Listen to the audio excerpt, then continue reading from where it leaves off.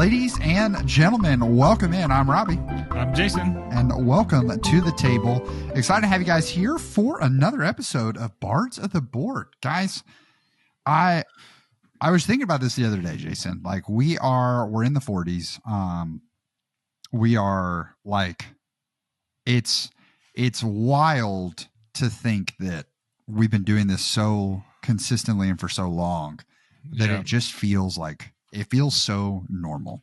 Yeah, I agree. It's just part of the battle rhythm, right? And we've done so many. I'm like, okay, did we do that one? That sounds bad, right? And like it's because we've done so many, and we've talked about so many games. I know at some point we've talked about a game. I was like, did we cover that game or not? Was it a feature thing? Was it a reference? Was it a whatever? And so it's a good problem to have, and I'm thankful to have that problem. But it's just as part of the natural battle rhythm. And even looking at the schedule, like, okay, figure out, okay, well, you're going to be traveling here. I'm going to be traveling there. It's just, we naturally do it. We don't ever forget about bards. It's just part of the life, which is exciting.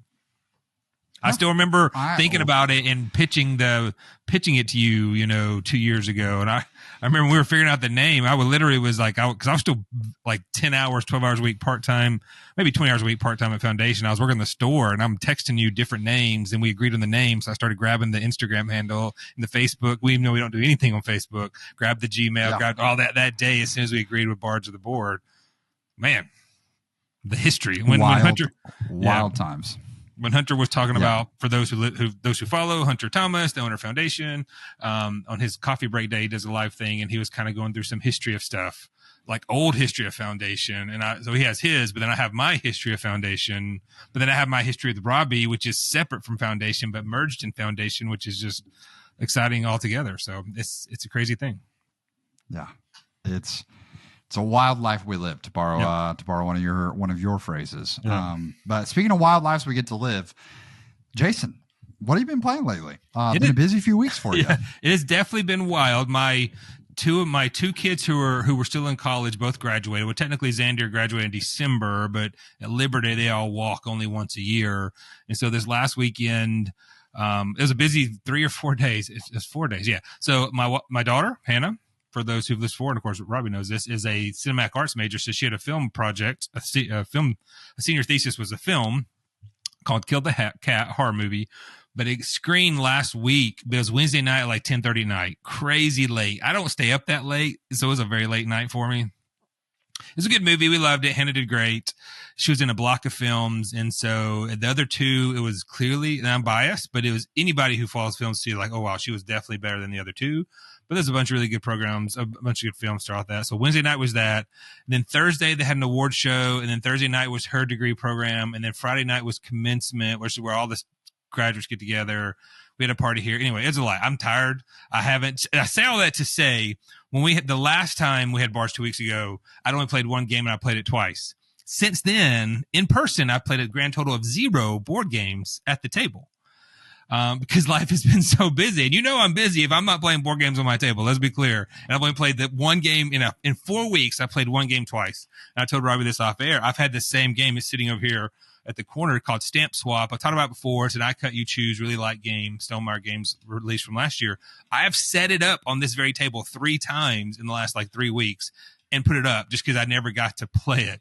So I haven't played any physical board games, but I'm a BGA addict. And so at any given time, I have 20 to 40 games going on BGA. And so I'm going to highlight the one I played the most. I probably talk about it more than anything else. Well, I'll highlight 2.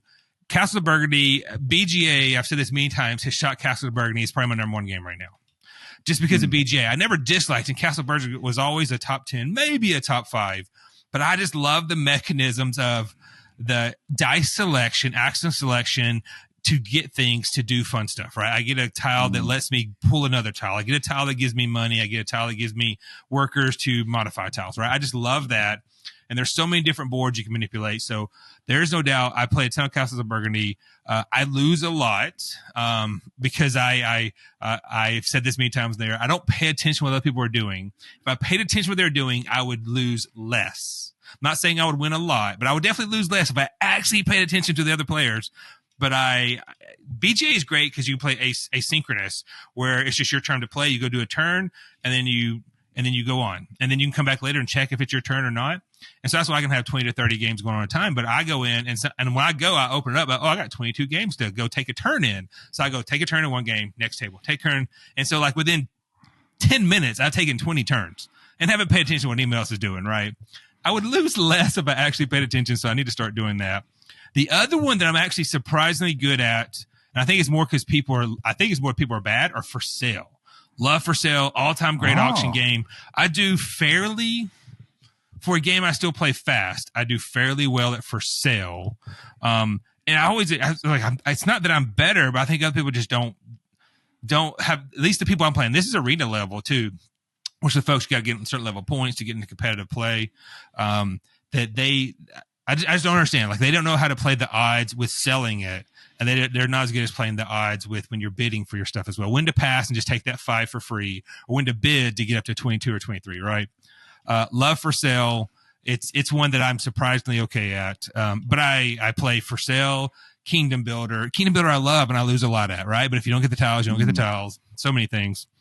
So that's BGA I play a ton of. So I get a ton of, thankfully my addiction, I get that dopamine hit every day, multiple times a day. So that's good. The other thing I played a lot, which is a board game adjacent and actually is a board game now, is an app called Kingdom Rush. Have you ever heard of Kingdom Rush, the app? I don't think I have. I may have heard of it. Right. But you've never played it. Yeah. Elizabeth and I have played Kingdom Rush for years, and it's a tower defense. It's truly a tower defense game in which there are lemmings moving from one side of the board to the next, and you're creating towers and now you're building a tower, and then you're upgrading that tower as you go, and you're trying to stop the lemmings. There's more thematic to that, to go from one side of the board to the next. There's 4 or 5 iterations. We've played it for years, and Elizabeth was just looking for something to start playing again lately, so she went to do Kingdom Rush, and the one we have, we own them all, but the one she and I are both playing now, I had to go look it up, because even though I have the app downloaded, is Kingdom Rush Vengeance, which is like the 4th or 5th one. And so I'm playing a lot of Kingdom Rush, but it was such a popular app. They actually made a board game of it, Kingdom Rush board game. Never bought the board game, even though the reviews are pretty good. But the gist of it is little predetermined spots where you can build a tower, and you choose what tower you want to do there. So you could see the adjacency to what board games are like, because you have money, you're taking an action to do this, to stop something else. So that's the stuff I've been playing, all digital. Every single bit of it's been digital. But now that Hannah's graduated, we only have 9 games left in Fantastic February. So we're hoping to actually pick the tabletop games up again. What you been playing, Robbie?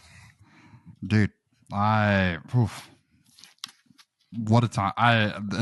Kingdom, now that you say it, I know it because I've seen ads. Yeah. Like for the app and things. But very similar on this side. Not playing a lot of games. My wife is a children's librarian. For those, I've probably said it before on the podcast, but I really love how their library works, and that every single person no matter what level they're at in the department, works an evening during the week and works 1 weekend a month.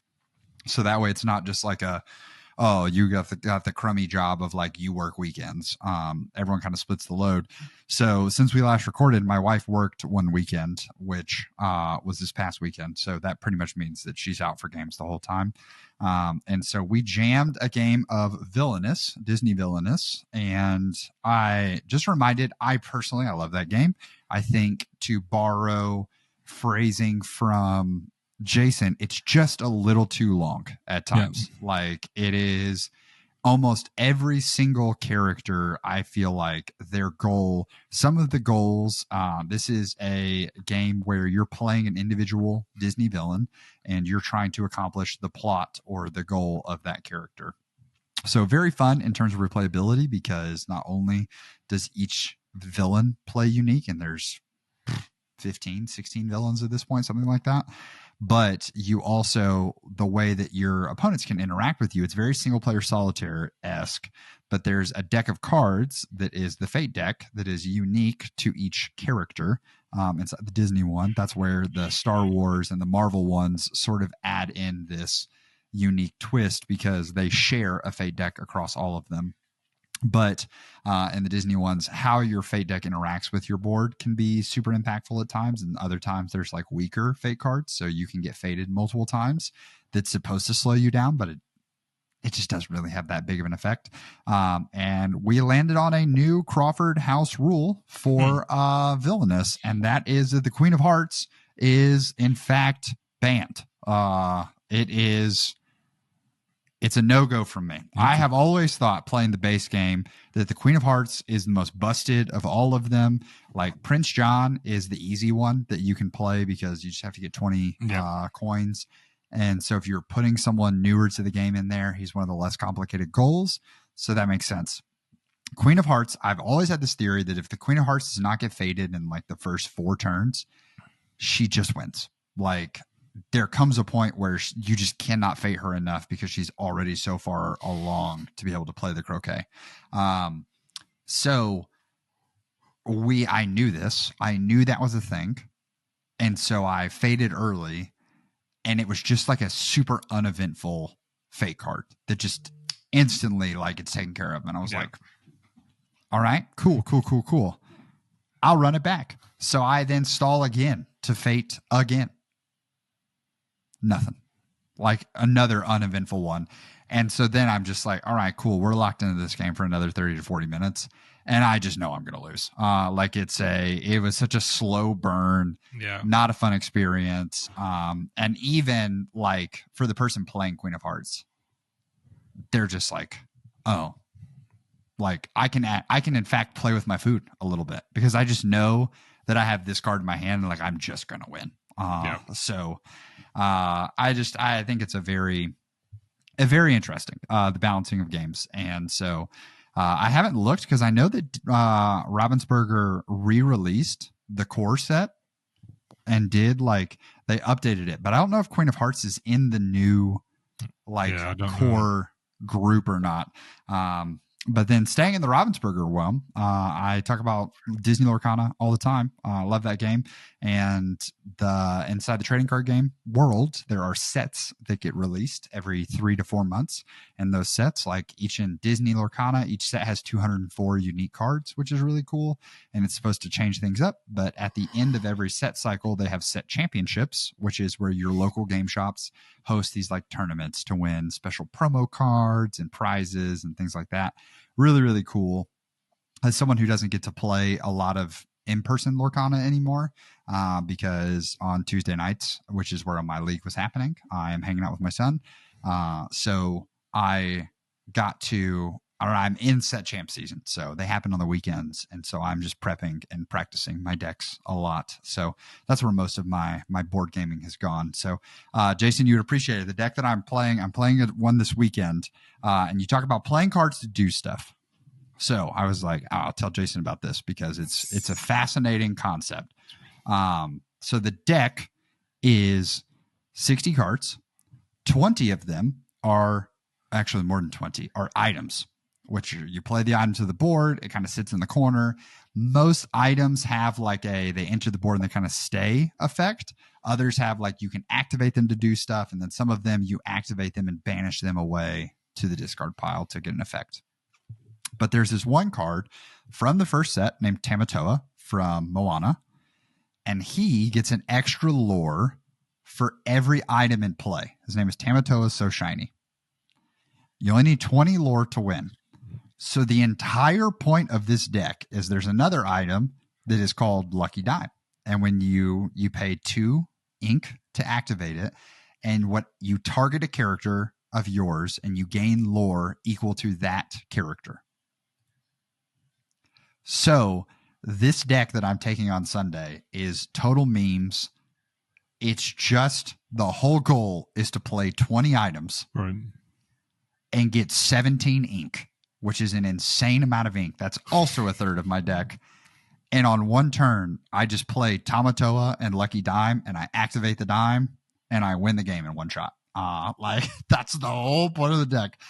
And so play cards to do stuff. You're just sitting there just amassing this pile of items on the board, and your opponent's just like, oh, they should get to do all of these different things during their turn. And their turns feel so small. It's like when you have a really cool engine going and you're when you're playing Wingspan and someone's got this crazy engine cooking, or Wormspan, they got this crazy engine. And then it comes to your turn and you're like, all right, I'm gonna get a food, and then I'm gonna activate this brown power that lets me get a food, and then I get to tuck a card. All right, that's my turn. It's such a wild time. So that is. Are there easy ways for them? I assume I guess who you're playing, are there cards that your opponent can play to get rid of your items, though? Right? Or, yes. or is there? I mean, they got to have the deck and the cards got to come out, but there are clear cards that get rid of items somehow, or attack an item, or remove an item. Yeah, so this strategy is much more of like a late game strategy. And so the ways to counter it are, there's not a lot of great item removal in the game. So the two ways that you sort of attack this deck is that you go more aggressive and you quest fast. So you play a lot of these low to the ground characters, because every turn that I play an item, none of the items I play really let me just take out your characters. Yeah. So you have free reign of the board until my big cards hit. So you can go fast and go underneath them.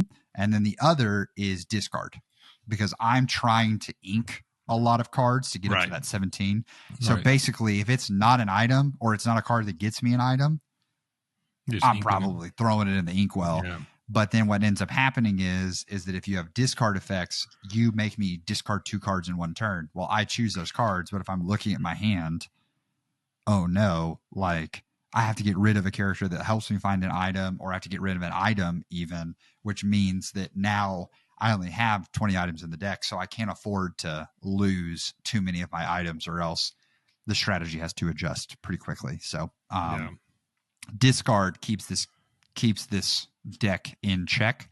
And if I'm being 100% honest, if I'm really trying to metagame, I'm playing 3 set champs, and this is the first one that I'm playing in. I'm hoping I show up and dominate with it, so that people are like, oh snap, that deck's pretty good. Yeah. So that they play it the next weekend, because I like to play discard. So I'm hoping that I can run in and they're all going to play my deck that I'm playing today or this weekend. And then I'm going to show up the next weekend with discard and just run wild. Yeah. So it is. We'll see if it works. For sure. I say this every time. I see the fascination. I see the excitement about building that deck and working the deck. It just doesn't appeal to me. Like, somebody give me a pre-built deck, I'll happily play, but I don't want to do the work to do it. Right. Whereas it's just like, I mean, it's similar parallel to Agricola, right? You haven't played Agricola yet. There's a ton of cards, but we start with 10 occupation or 7 occupations and 7 minor improvements, and we draft those. And I know if I draft certain ones, it's going to give me a head start. Not the same as Orcana, but it's a similar concept in that you're putting together a deck. You know, if it comes out the right way, you may be able to go. And so I like the idea of that. And a draft is a version of that, when, because if I'm drafting certain cards I'm like, okay, I'm good. I'm going to have fun this game. If nothing else, I'm going to have fun. I may not win, but I have these cards I love playing the same way. When Lorcana players, I mean, you're trying to win, but you're building the deck that's going to be fun as well when it hits and when it comes out the right way. So that's very cool. Yeah. Very spoilerish. Like, there's no doubt, like, Lorcana needs to be an episode. You talked enough about it, but like, you need to go, like, break it down back to the basic level to explain, because it is Lorcana came out as a game for non-gamers, right? And even board gamers to test out that, and you can still do it that way. So we need to do Lorcana. And we've never done Villainous. We've talked about it a while, but we've never covered Villainous. Like, I thought we had. I'm literally scrolling back through. Did we talk? No, we've never talked about Villainous as an episode. Heck, we can do Villainous next week. There is no doubt we need to do Villainous for sure, because we've talked about it so much. Because it is a game that I don't know when my cookie rating will come out, but I would still. If you're a Disney fan, there's no doubt, hands down, you got to get one of the Villainouses. Like, a spoiler for whenever we cover Villainous, there is no doubt I would recommend you get a Villainous, right? The core game. Especially if you have younger kids who are old enough to play, just to see the amazing art, or even Marvel or Star Wars, same, right? Whether it's Disney, Marvel, or Star Wars, get the core sets, because they are amazing. The game is. Okay, we'll stop talking about that, because that probably will be our next episode. You heard it here, so be ready next time. It's probably going to be Villainous. Yeah, I'm here for it. And I will say, I was talking to the Swanky guys. So Reed listens to the podcast. What up, Reed? And I have a friend who got me. We all built commander decks for Magic. And so I know Xander plays. And so they built. But like, you talk about that, I don't know what I'm doing. The deck runs itself. Right. I essentially I like Lorcana because I can anticipate what the other people are doing because I'm deep in that world. But I think it's going to be a fun adjustment. I even think about like Res Arcana, whatever, of there is this like thrill of not knowing all the cards that are out there and just kind of like seeing the hands that get dealt to you, and you can't anticipate. So you just have to do fun combos. And that's one thing that I'm really looking forward to, because as Reed and I were talking about, Luke has gotten them into Magic as well. And he's like, I mentioned my commander that I'm building around, and Reed was like, yeah, I have to look it up because I'm still early enough in Magic that like every card, I just don't know what it does. And I'm like, that's what I anticipate an entire commander game being for me for years, because I don't plan. There's like 25,000 unique cards in Magic or something at this point. Yeah. Bro, I'm not going to learn all those cards. Are you kidding me? I got a better way. Yeah, wild. So TCGs, I'm with you. Like, I can understand. I love it. I love the depth. But I'm never going to fault someone for saying, you know what, just not for me. But you know what it is for us is today's game, Smartphone Inc. So, Jason, you want to dive in and tell us a little bit about Smartphone Inc.? For sure. A game that we've referenced before, and that I haven't said this in a while, but it's a game that doesn't get a lot of coverage and love for such an amazing game. Spoiler. I've said spoiler like 10 times now, but for such a unique and interesting game, it doesn't get a lot of love, though it's ranked pretty high on Board and Geek. All right, let's jump deep and then we'll talk more. Released in 2018. It's funny because Robbie, when off air, Robbie said he thought it'd be older, but I could look at this game and say, well, it could get published. I agree with that idea, but if you publish this game today, it would fit right in, because of the things we're going to talk about. To me, the mechanics, the gameplay, all that could be released today, and it makes sense. Designed by Ivan Lashin. Didn't recognize the name to look to see what else he's designed. The other main one I know is Furnace. And I don't think we've played Furnace with you. It's another kind of economic game that has this really unique way you bid on things. Super cool, unique mechanism for bidding. Won't go into there, but so it makes sense that this designer would have these very interesting action selection ways that you choose your actions, because Furnace is the same way. Published by Cosmodrome Games, 1 to 5 players, and plays in 60 to 90 minutes, which is fairly accurate. In Smartphone Inc., you are a CEO of one of the largest smartphone producing companies at the time when smartphones were only beginning to conquer the world. So quite a few years ago. Research technologies, develop your factory, build your worldwide network, and outprice your competitors to become the most profitable and successful smartphone company in the world. Smartphone Inc. is actually an economic Euro game. We'll talk a little about that. Over 5 rounds, players program their decisions about price, production, research, and expansion. Features a unique mechanism of planning, which combines patching mechanisms with bidding. Now, patching is the word they use. We'll talk a little bit about that. Excuse me. And action selection. Each of the round consists of 8 simple phases. Now, when you step back and say 5 rounds, 8 phases, you're like, holy crap. They really are simple. They're almost every phase is super quick. In the planning, pricing, production, development, research, expansion, selling, and profits. Planning pays all players simultaneously behind a screen, behind like a little shield. All players simultaneously make decisions for next year by overlaying their 2 plan cards. I'll show them right here for those who are watching YouTube. We have these 2 cards. We'll go in a little more detail, but you basically overlap these to choose your decision. You do it behind a player shield. You simultaneously do that, and then you reveal. That determines what actions you're going to do for all of the later phases. In the pricing phase, players change the price they charge for their smartphones based on the plan they set with their planning boards. Lower price helps you to go earlier and sell more smartphones, but higher price, while risky, helps players earn more money. Production, all players produce those actual smartphones.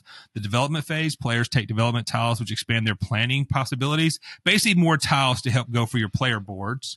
In research, players discover new technologies, which gives them the ability to sell more cell phones later on at different spaces across the board. The expansion phase is players can open offices in neighboring regions, which allow them to sell in that region, develop their network of offices. In the sell phase, players sell the phones they produced in regions where they have those offices. And lastly, in the profit phase, players get income for their sales. They gain the sale prices for all of their sold smartphones. Player who sold the most smartphones in each region also gets a bonus. After 5 rounds, the richest player wins. There you go, guys. That's smartphone. No, That's it's I think that it is. You hear those 8 phases, and I will be 100% honest. Even knowing what they are, hearing them read out can feel overwhelming. You talk about cognitive load right off the bat. Yeah. So set up and teach. Jason, I'm gonna let you talk about the setup a little bit because I know that I think things can adjust or like somewhat change on the setup. So the setup is very nice for the basic game because there's self-contained trays that have all your pieces. So like for those who are watching on YouTube, we have a little tray here that has your player boards. They all go in this nice game tray. Oh, I just dumped it everywhere. But all these pieces are in this tray that I just literally dumped everywhere. That's fantastic. So what happens when you turn it upside down to keep it close? So setup is easy. Give each player that, lay out the board. Now where it becomes unique is that, and I'll go ahead and talk about one of the challenges of Smartphone Inc. If you play at anything below 5 players, you have to cover up certain parts of the board. Not hard for that setup. It's just one more thing you have to do. There are regions in which you basically put corporations there to cover stuff up. So it's not an extra setup, but the setup is a little bit more for 4, 3, 2 players. You have to cover certain spots on the board up, but that's it. I mean, truthfully, setting up takes maybe 10 minutes from the time I open the box to giving everybody their stuff. It is less than 10 minutes to set up. And then the teach, it's not, everything's on the board for the teach. So there's even a phase tracker on top and there's a round tracker on top. So we can see what round is. And there's a piece we move across the phase. All right. Everybody can see phase 1 is plan. Phase 2 is produce. Phase 3 is this. And we're like, all right, is everybody ready to go to the next phase? It's right here. Everybody go to the next phase? Is right here. And you kind of talk through each of those phases when you do the teach. So it's with it being 8 different things, it sounds like a lot, but most of those are pretty basic and obvious things. It's the planning where it gets the most challenging for the teach. Yeah. I think that when this game was explained, because I have only played this once, but when the game was explained, I remember thinking, yeah, this doesn't seem too complicated, and I can kind of digest this phase by phase and just make sure that I've got like the right idea. Anticipating how the game's going to play out is a little different. Like if you're someone like me who likes to sort of draw a game plan for, okay, I want to, the thing I've always talked about in terms of like I pick a point total that I'm trying to get to, and how am I going to generate that many points? Because there's so many phases, understanding how I'm going to generate that many points or dollars being in phones sold essentially was a little complicated. Yeah. I think the thing that slowed me down right off the bat is the laying out in terms of, that planning or like that patching spot where you're determining, okay, this changes everything about my round. Because if you're playing with someone who's super fast, I think they're just going to kind of scrap their board together and they're not going to optimize it. And if you are someone who likes to min-max to a degree, I could see you getting stuck in that phase. And so I almost think that there's a world of, if I'm teaching this, I would try to showcase like, here's a couple examples of like, if I was trying to go expensive with my phones, here's a layout I would do, because people have like somewhat similar boards. And so your layout can be pretty identical. And so I would be like, if I was going high, this is how I would arrange this, because it would give me blank, blank, blank. If I was going to sell cheap phones, I would lay it out this way. That would give me blank, blank, blank. And I would give those ideas, because I think that would set people off to the races faster in round 1. Yeah.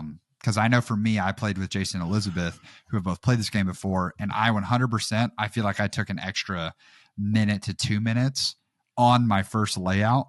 And like, I'm still sitting here reworking it, and I look over and Jason's like baked a whole cake because he's already finished his, laid it out, knew exactly what he was doing. And Elizabeth wasn't far behind him. And so I was like, oh snap.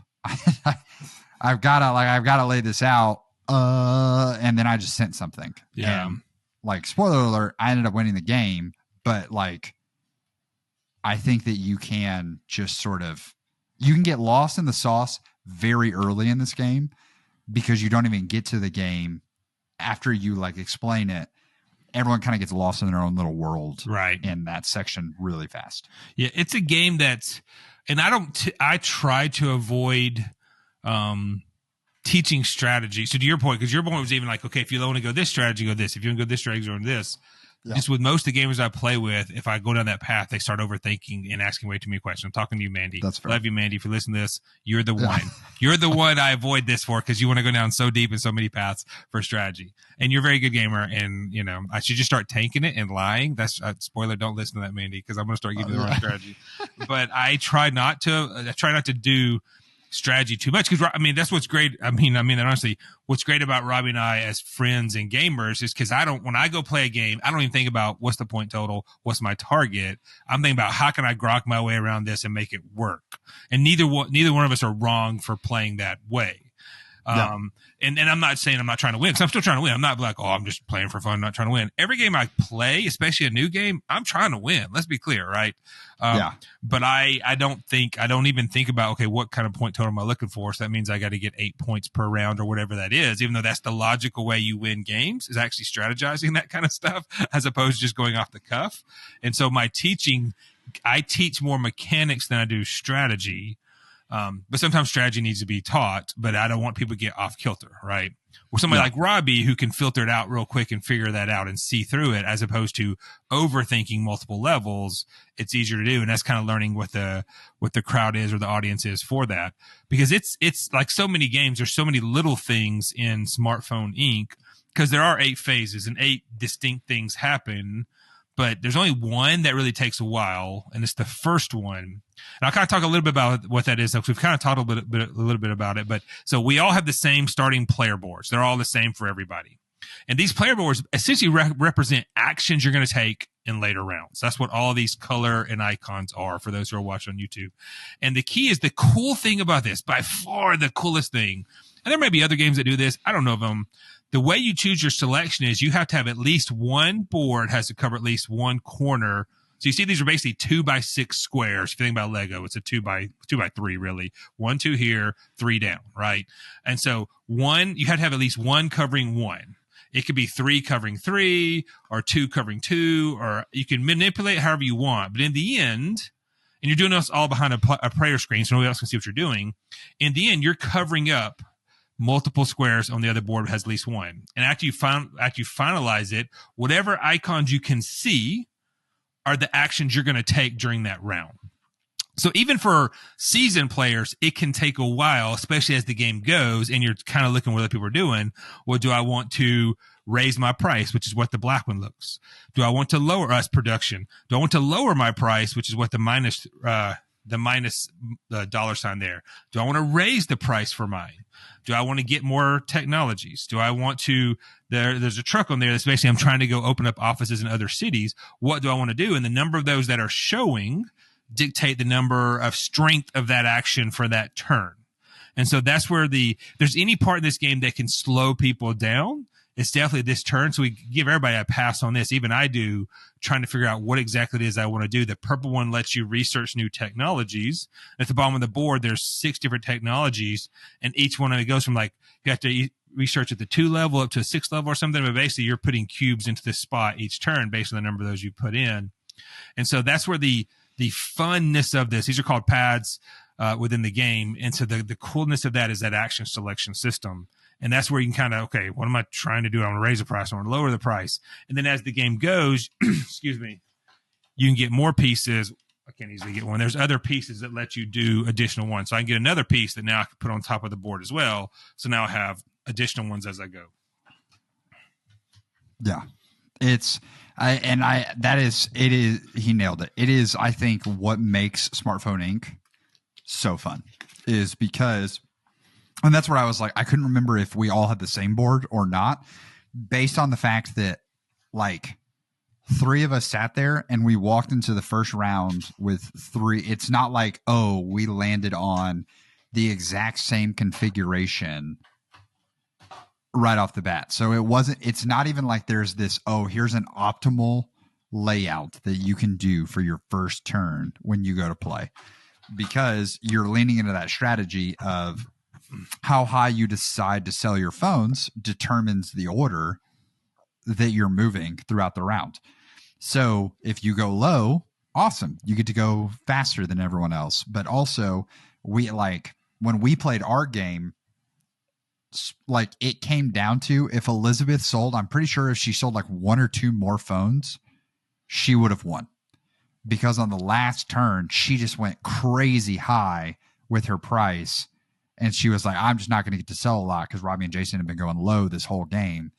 And so she went high and ended up selling like half the phones we did, but we were selling so much lower than her that it ended up like, if she sold 5 phones at $8, then all right, cool. We were selling at $3 or $4. We have to sell over twice as many phones to make up the price. So I thought that's such a unique thing, and you can value getting into different markets sooner. You can value getting into technologies. So sure, I may be in those markets, but I may not have the technologies to like actually capitalize on those markets. Very, very unique. And it's asynchronous in what you start with as well, right?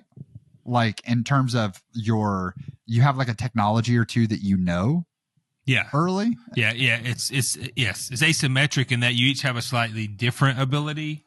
So like you all start with the exact same pad, but then everyone has another technology that could just be used to produce more, or you have 2 other icons that can be, each one has slightly different of those. So you do have you don't all have the exact same starting abilities, because you could utilize this for something else as well at the beginning. So it is a little bit of, theoretically they've done the gameplay, because also based on what color you are dictates where you start on the board. So I'm thinking they've kind of done the math on how that works out for sure. Yeah. So I thought that was really cool. Do we want to just keep walking through the like phases? Is that the best way to teach it, you think? For sure. Discuss it? Yeah, for sure. Because that's the easiest way. I think the easiest way to kind of conceptualize and grok what we're doing. So after you do the planning phase, we all start at the same price. Each round, you all start at like $5 a cell phone. And you're on there's a track, there's a cost track on the left side where you just have a cube. And based on the number on how much you want to raise or lower the cost of your cell phones, will dictate what order you go in, because you always go lowest to highest. So if Robbie wants to sell his cell phones for $4, I want to sell mine for $6, and Liz wants to sell her for $5, that's the order we're going to go in from the lowest to the highest, no matter where we started the game at. And so going lowest, setting that price, is now letting you go earlier in every later action. And the other 6 phases, and some are important in which order you go in, is going to dictate what phase you go in. Now you're making less money, but you're able to get out there earlier. Yeah. So then you look at all your production icons. You're going to produce a bunch of phones, which when I look at this game, Jason, this may not ring true for you. I felt like when I looked at this game right off the rip, once we got to producing phones, I felt like we were playing Monopoly's not the right word, but I felt like we were playing an economic version of Pandemic. Yeah. Because like the little cubes that represent like producing phones, and where I'm like, there are these little cubes that are so, like, I think famously for me in Pandemic, that Outbreak. like the whole time that we were doing this, I was like, I'm just spreading disease all over this. Like smartphones are just, they're a disease. Yeah, and when we say produce phones, we'll talk about too as for each of these phases. Basically, you have these. We all have 20 of these cubes, but you move them to another space in your player tray to let you know that's how many you've produced that round. Because you may produce 3, you may produce 4, you may produce 5. So you basically move these cubes from one place to another. So now you know you have the potential of selling that many of those cubes. And the next phase is development. So development is basically on the board is the yellow tiles. And if you just show a development on there, it gives you the ability to get more of these tiles later on. So there's a stack of them that come out every round, and they have a variety. Some could have 2 reds, which means it would 2 more abilities to raise your price. Some could have 2 blues. Some could have a mix. So if you show a yellow, you just get a development tile. But again, it's all in turn order based on the cost you've done for your cell phones for that round. So development, you will always get at least a blank one that is always a produced one. So even if you don't show a yellow on your action selection pads, you still will get another tile that's just a small square that lets you produce more phones as the game goes. Yeah. And I think when I played, I was like, I like the icons because like I wanted more. Like I wanted to be doing the most things. And so I don't know that I missed a round. It felt like that I wasn't trying to show yellow in some aspect. Yeah. But the yellows on your pad are also like very easy to cover. Yeah. Like it almost feels like it baits you into when you're like trying to cross corners and things like that. The yellows are like the first thing that you can cover up because there does have to be some form of overlap happening on your board during the planning phase. So I thought that was one of the more intriguing things to me, is that the game felt like it was pushing you away from that to a degree, even though because it's like only slightly advantageous for you. Yeah. Well, because everything else other than your starting board has multiple of everything. Except every board has two of something on everything, except yellow is only on one and it's on the same board on both sides. So it gives you less flexibility where there's always lots of blues and blacks and purples. The yellow is like, you're only gonna get one. And it's to your point, you have to make a very strategic decision. Well, if I'm going to show that, I'm going to give up something else, but everything else I can get more of. Yeah. Yep. So fascinating. Okay. So research, you have these technologies that allow you to sell smartphones to customers. But there's also like these abilities that you get. Now, are the icons fixed on the board? Like that was one of my questions when you're setting it up. Like they can shift, right? Yeah. In terms of like there are ones that more expensive that have bigger powers. Yeah, that icon is can move. The icon is always where it's at, but there are different powers. So for those technologies, the icon will always be the gaming icon will always be whatever that ability is. It has two sided. So one side gives you this ability, or one side can give you a different ability, but it will always be in that particular space. Whereas you can choose what it is. So for example, there's one of the gaming ones is for the rest of the game, the number of technologies you need to research new technologies is reduced by one. So basically, we talk about when you're researching technologies, it's the purple icon. And at the bottom of the board, like I said earlier, there are 6 spots that go from, I think it started to go from like 3 to 7. And when it says research, if my action selection shows 2 available, I will put 2 of these different shaped things that kind of look like a B-2 stealth bomber, but also a triangle, into that spot. So I've now researched 2 out of 3 years capabilities, whatever it is, to get that now ability.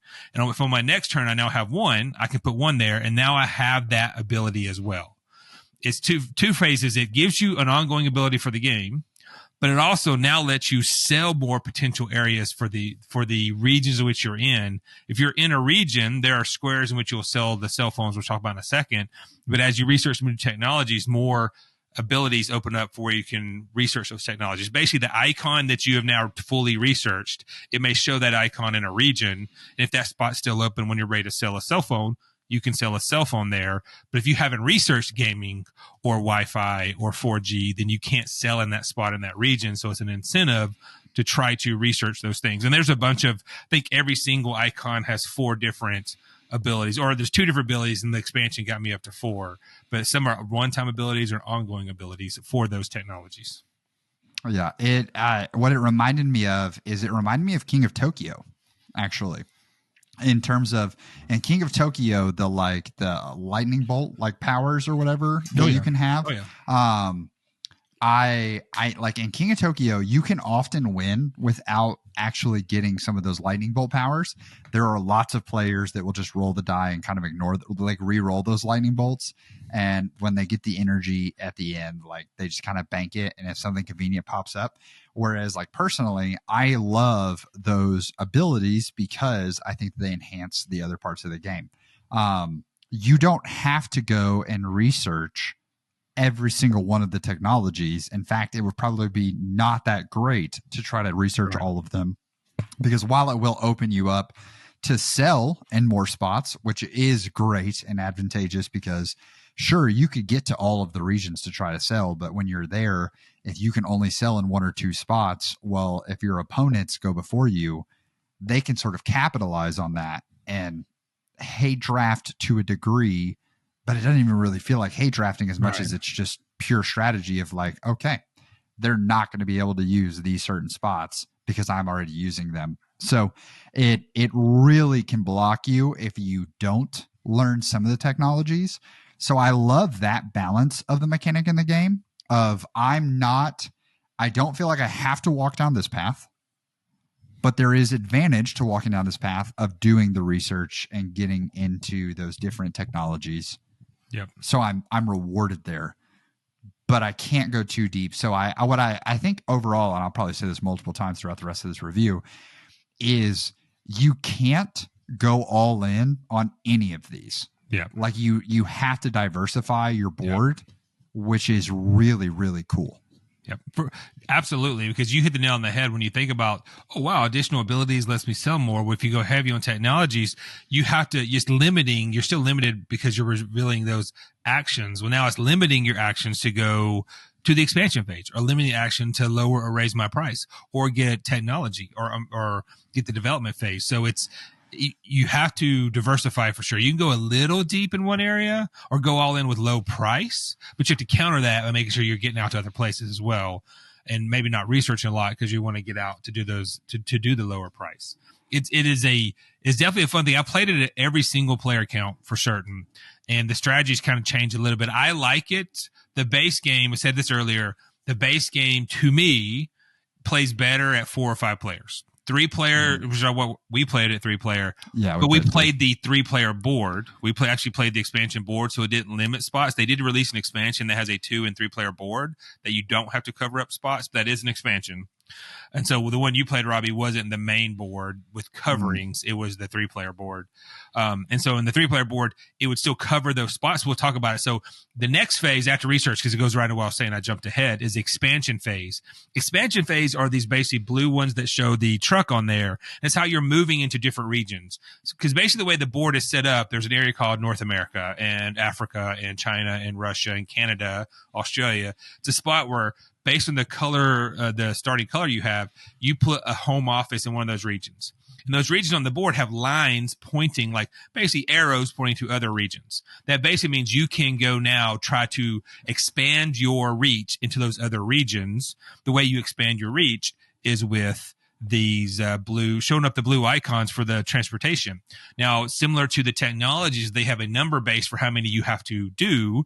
Each of those regions may have a small region, may mean you have to do a level 2, at least go there twice. The larger regions may have a 3 or 4. Going to those regions now, once you do that, you put an office in there. It allows you to now sell the cell phones in that region. As well as possibly if you sell the majority of cell phones, get more points at that. So ultimately, you definitely have to expand some. Going back to the point, you can't go deep on one because if you expand a lot, you may not be able to sell a lot. But if you don't expand, you are not going to win this game. You have to get out to a couple more regions for sure. In the main game for 4 to 2-player games, you have these little areas that cover up those regions. And so there's still regions you go to, but you're not able to sell.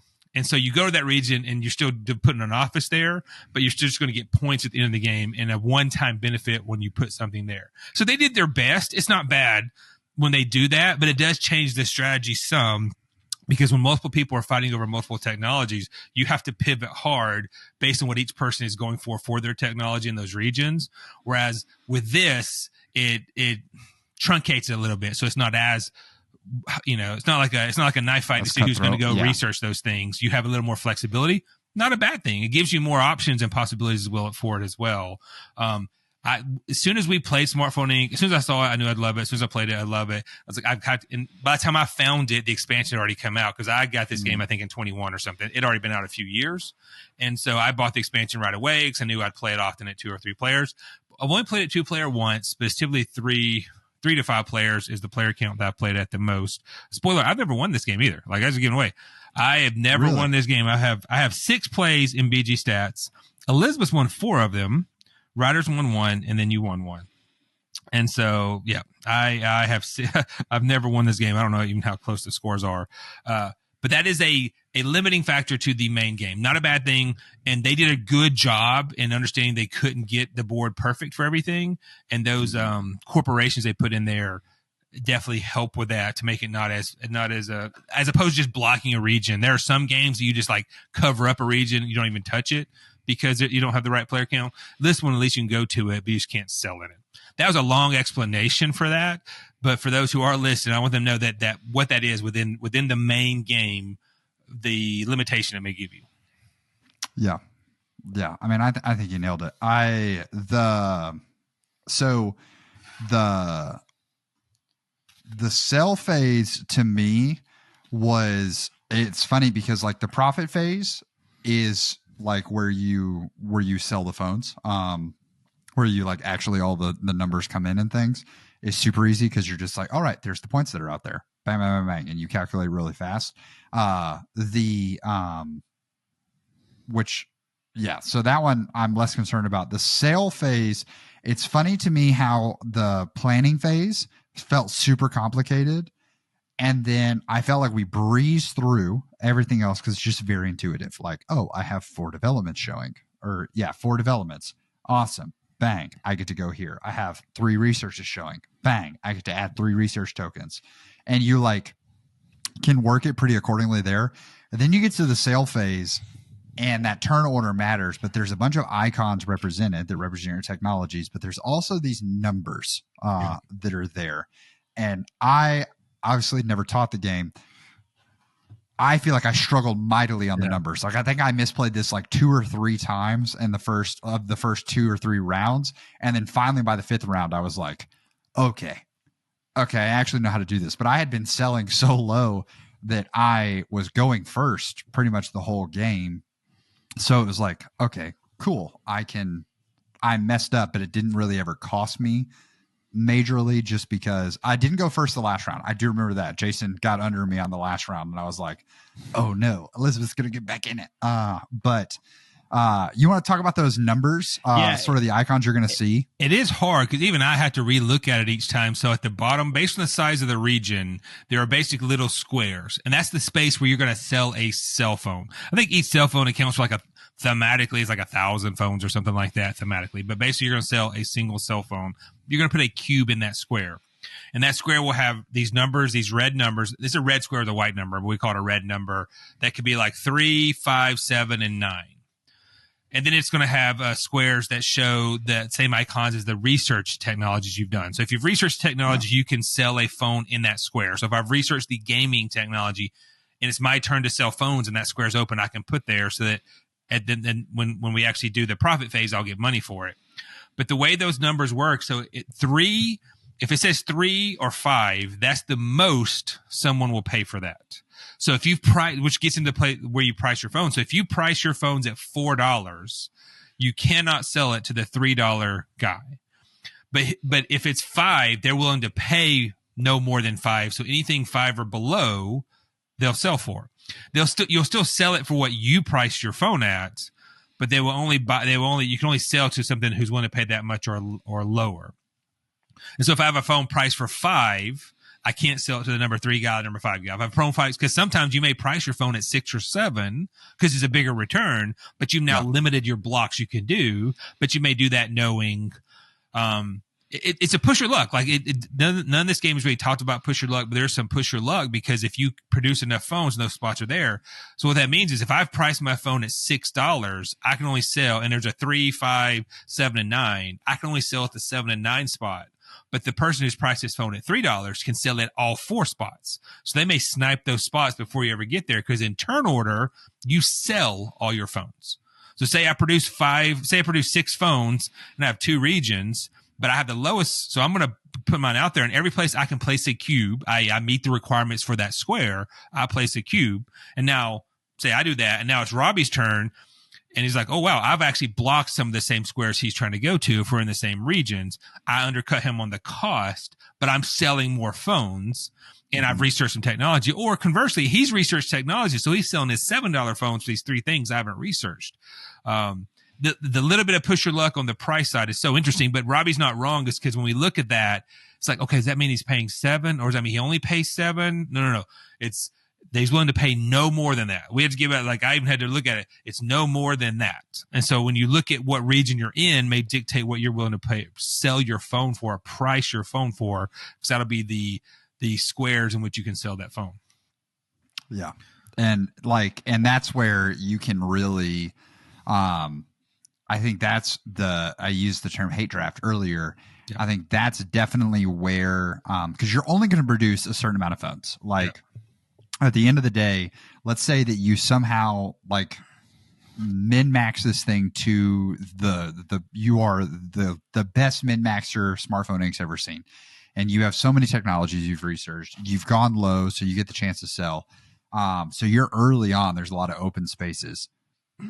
I would say, and once again, minimal play experience here, but I would say there's pretty much no time that you're going to look at, like, I've produced this many cell phones, and I actually like get to use, like, you're almost always going to have, if you're first to go, more spots to sell than you have phones. Yeah. And I think that's like well balanced, and that you can keep, like, it allows, it's not just so crushing to be the first person going first. Like, other people have a chance to get in it and things like that.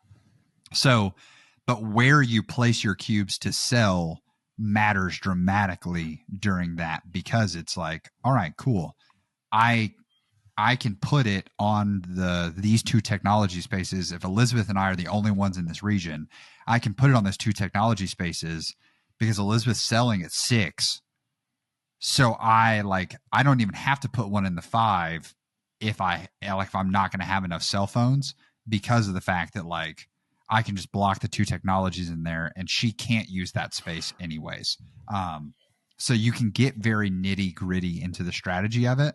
And I think that's really cool in how it opens it up of, if you went too deep in one versus the other, you do have options when you actually try to start selling your phones, which it's well balanced. Like, the more we talk about the game, the more I'm like, I could see a world where we try to recreate this in some form and aspect. Like, we've talked about making a disc golf board game over and over again. And I actually went to this, like, idea of, like, building a hole. And so you have this, like, skill set of a board that you're trying to, like, rework every time. And I was like, oh yeah, that would be, like, a really cool way to tackle it. Yeah.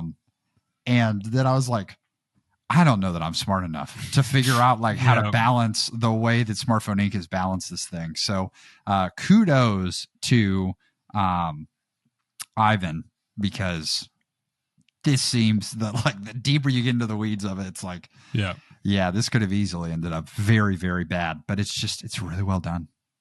I think it's so good. Absolutely.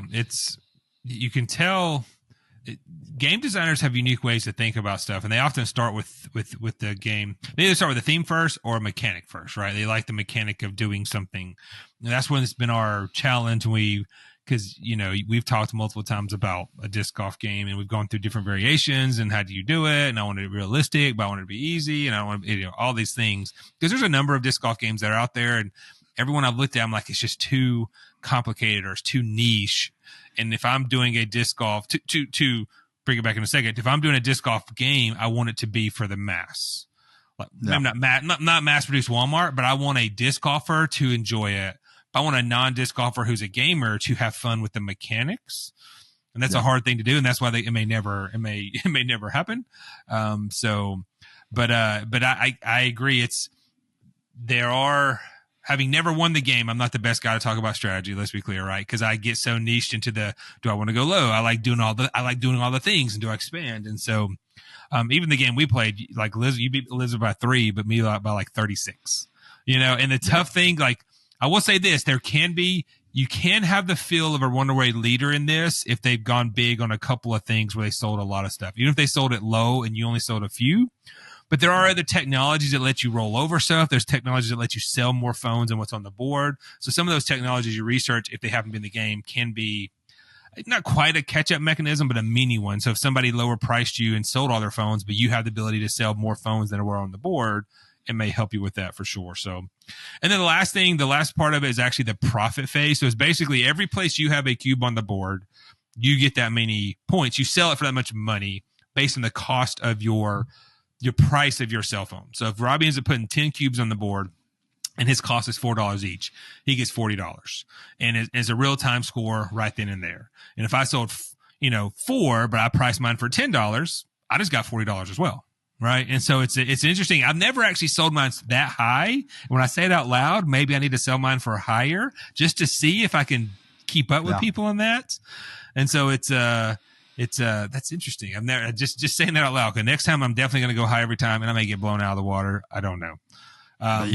You may run away with it. Like, that's the thing is, like, if people go super low, then I think that you don't have to sell that many and you catch up. But it's like, if people catch on, they're like, and that's where I think going a higher player count probably makes that easier. Going higher would be my thought, because you have the most board available to you. And also, like, someone's going to be going low, which is going to, I would think inherently, when someone goes low, you kind of are at this pivotal decision point of, do I rush with them or do I, like, because that's how Elizabeth, like, truly, that's how Elizabeth got back in it, is she was like, okay, she tried to go low, and then she tried to go low, and then she just gave up on it, going low with us, and then went super high. And we just watched her zoom all the way to us. Like I said, 3 points. She needed to sell literally one more phone, and she had me.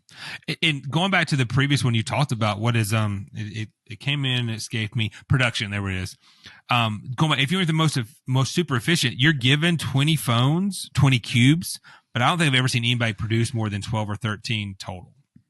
Yeah. And so even that it's to the point is, even though your production is not that it's going to be super low, but your production can be low for sure, which comes in those other aspects of the game. Do I price mine high? Do I only produce a handful of them? No, I'm going to sell 4 of them. But if they're priced at $9, that's 36. And you sell 9 for $4, well, that's 36. Like, we just matched each other's. I sold less than half of yours. That's an interesting thing. I'm going to have to go high and just see what I can do with that next time. So, I love it. I think it's a really good idea. And people will have to move accordingly. I think you go high and get some technology and just try to outscore that way. So production wise, Jason mentioned it. A couple things that I think are, like, really cool on the production side. As someone who teaches a lot of board games, plays a lot of board games, I love that all of the pieces are contained in that one little box, because, like Jason said, on the setup, you're just like, bang, here you go, enjoy, have a good time. That is wonderful to me. Like, I'm a person that when I play Quacks, I've just started at the end of the day when we play Quacks, I just rebuild the bags, like the starting bags, before I pack them up. Yeah. So that way, when we open the game again, I don't have to divvy out all of the cherry bombs and then find one pumpkin, find one green. I can just, okay, each of you get a bag, and new players, you can start fiddling around with your bag and, like, feeling the chips and looking and exploring that way. But they already have all their pieces that they need. I love self-contained pieces. Does come in at a higher price point than some games we've covered, but I think that just comes from all of the plastic. Like, we're not even talking cardboard. It is straight plastic in this. Yep. It's 5 sets of game trays, which is a brand, but it's basically these plastic trays that all have 50 pieces of plastic in them. And that's times 5, right? And then every one of those has the 2 big cardboard pieces, and then a ton of others. We didn't really show it, but those other research abilities you have during the game, the technologies or the development you get during the game, there's just a ton of those. And so the plastic and the cardboard, and it's a dual layer board. I didn't really talk about that, but the player board or the main game board is all dual layered. And what that means is they're, like, basically indentions where when you put your piece out, it fits in that piece perfectly. Dual layered is essentially the equivalent of, like, 2 to 3 pieces of cardboard, your traditional game board, and multiplied times 3. So that's how much cardboard it is. So it is it doesn't go on sale a lot. You can find it on sale, but it's not one of those things that's routinely on sale. And it is $60 MSRP. Again, high price for that. tons of cardboard, tons of plastic. We didn't talk about it, but tons of replayability as well, because every game is so different, because there's so many different actions, and every player count, the strategy can change some based on, am I going for technologies? Am I going for expansion? Am I going for production? Am I going for price? Whatever that may be, there's so much replayability in there. It's easy to recommend this game if you like the economic aspect of it and the unique action selection. I love unique action selection times, and just this one is so cool. Yeah, it is one that I definitely like. Will be looking like. You can find those apps and stuff that will like, oh, something's on sale, look for it. Yeah. This is definitely one to, like Jason said, not going to go on sale a lot, but set an alert for it. And I would say check your, like, if you have a local library that sells, or like not sells, but like has games, this is a very easy one to talk to your local librarian, talk to the person managing that collection, and see if they can get it brought into their library, and then you can check it out, because you'll be able to play it super fast. I know our local library, that's what I've been working on, is getting them like, hey, you guys should get this game, because you can sell it as like you're teaching economics. You're teaching, like, it is a fun board game to play, but it also has like an educational side to it that the homeschool crowd can really lean into, like the high school econ class can lean into. There's just a lot of sellability on this that I thought was really unique. So go that route. I think, and there's for sure. There's even one more. I'm sorry for cutting you off before I forget, because I'm tired. I'm being honest, totally transparent here. So I apologize for yawning a couple times. I am tired, in the best way tired. Because if I didn't have a board, for anything else, I'd be sleeping through this. But obviously, I love talking about board games, so it's pretty easy to do it at night. But my thoughts are coming in and out. There's also, just to highlight it, I've never played it. There's a game called Smartphone Inc. Mobile Markets that I think is a slightly more streamlined version of this. It may be less price, but from what I remember, it's a similar game. It's a little bit more streamlined, kind of like, not the same as Splinter Duel to Splendor, or Seven Wonders Duel to Seven Wonders, but I think it's very similar to that. I think it's the same idea. It's not a 2-player game. It's still a multiplayer game. But I just want to throw that out there. If you happen to see that, my memory of people talking about that is very, I mean, it's called Smartphone Inc. Mobile Markets. So it's maybe more streamlined version of Smartphone Inc. So in case you see that out there, I think it wouldn't be hard pressed to do that one as well. Well, Jason, do you want to dive into cookie ratings? Cool. All right. Cookie rating, here it is. When Robbie texted me about what he wanted to do next, or what he recommended to do next, because he'd been talking about it with Brad, who I'd shown Smartphone Inc. with a couple years ago, it was easy, very easy to know my score. I love this game, jumping right to it. No surprise. It's double doozy. I love it's such a cool action selection system. I've said a couple times during this episode and previous ones, I love unique action selections. I love getting to think through all these options and trying to figure out what's really cool to do. Do I want to go to other areas and put new offices in those new places? Or do I want to research technologies? Do I want to produce more or produce less? In the moment I saw the uniqueness of the action selection, it was hands down for me. I don't play it a ton. I've said this about a ton of games, but this is a newer game that just doesn't get a lot of people talking about it. But those who have played it, in general, like it if they like that kind of game. So my rating, very easily, double doozy all the way. Dude, I love it. So I've been sort of going back and forth. I told Jason that I really bounced probably 8 times today back and forth. And I think where I landed, for me personally, I think I landed on chocolate chip. And so I think it was super fun. It's definitely a game that I like. That unique action selection system that Jason mentioned is so cool. I think that is so fascinating. I think that for me, and this sounds so silly, like as a reason to to bring it down. But for me, I think this would be one that the crew that I play with would have a really hard time with that action selection system.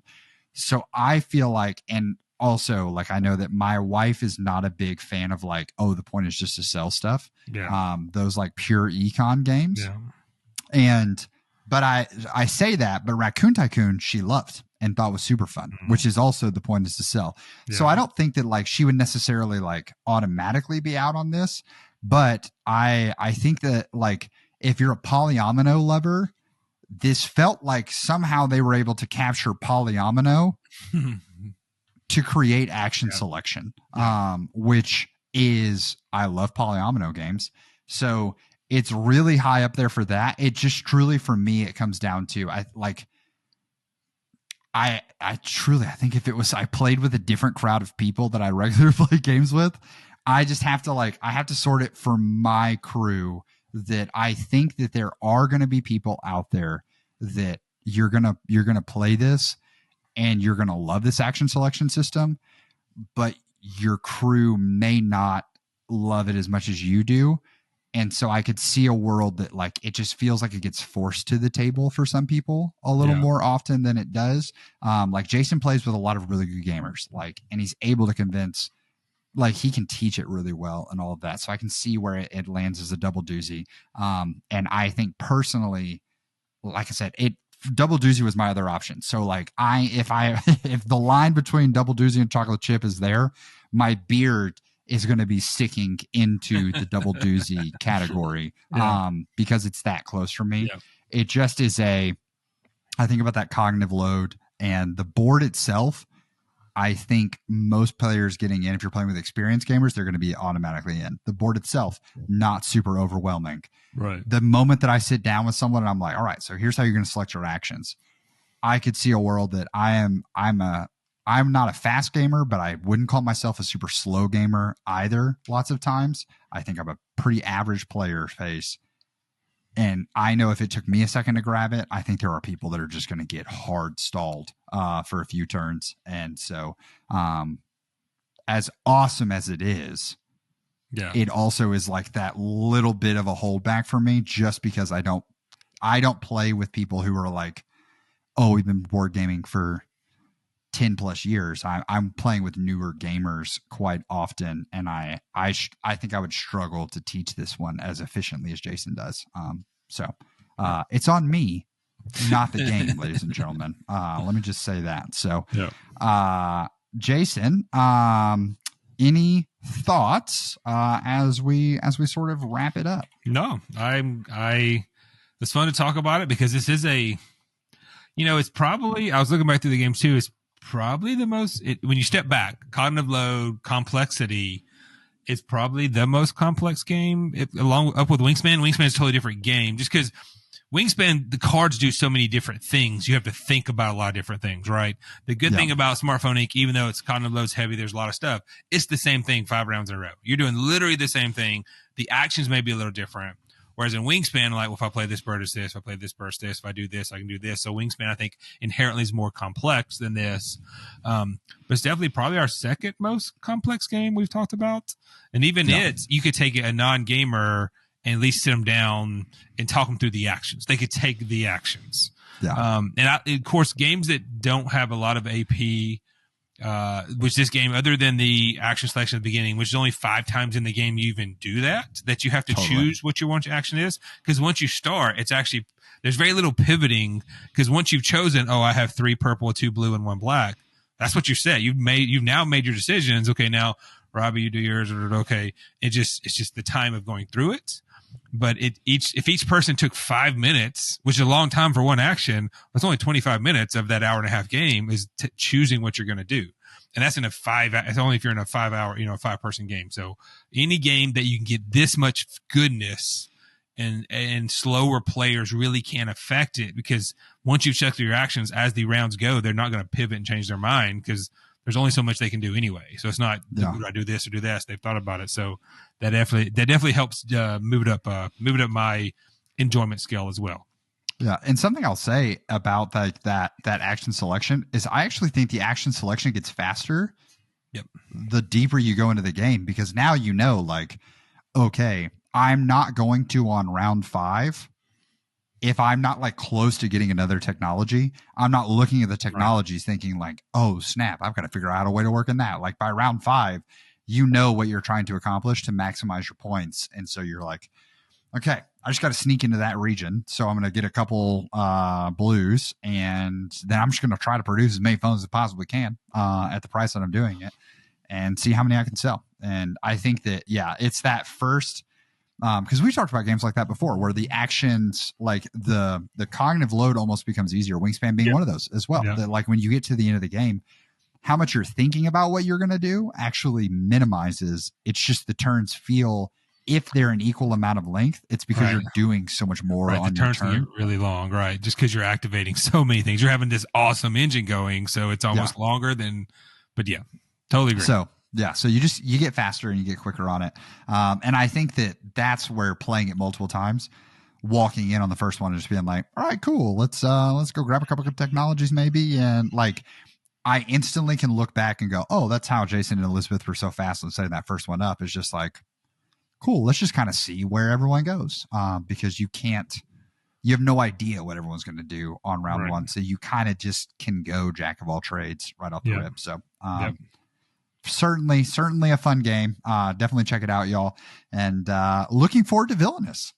Next episode. I think that's one of the greatest questions that Jason and I ask each other, but like, it's almost this like the stress point, even of like, okay, we got to figure out what game we're talking about next time or whatever. And it's like the last two have been easy because we once we landed on Werewolf, we finished, and I think it was like the next day I was like, we should do Smartphone Inc. Threw it out there. I think it was like that. Yeah, it was. And now we're here, and we already know what we're doing with the next episode. So very much looking forward to it. Let us know in the comments when we're reviewing Villainous.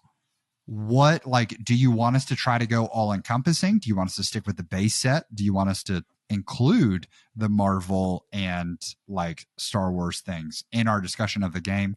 How big of a scope do you want us to go in this? And we can kind of adjust the episode for you, because Villainous is a deep game in terms of its universe, and want to make sure that this content works for you guys as well. So hope you guys have an excellent one, and we will see you guys in the next episode.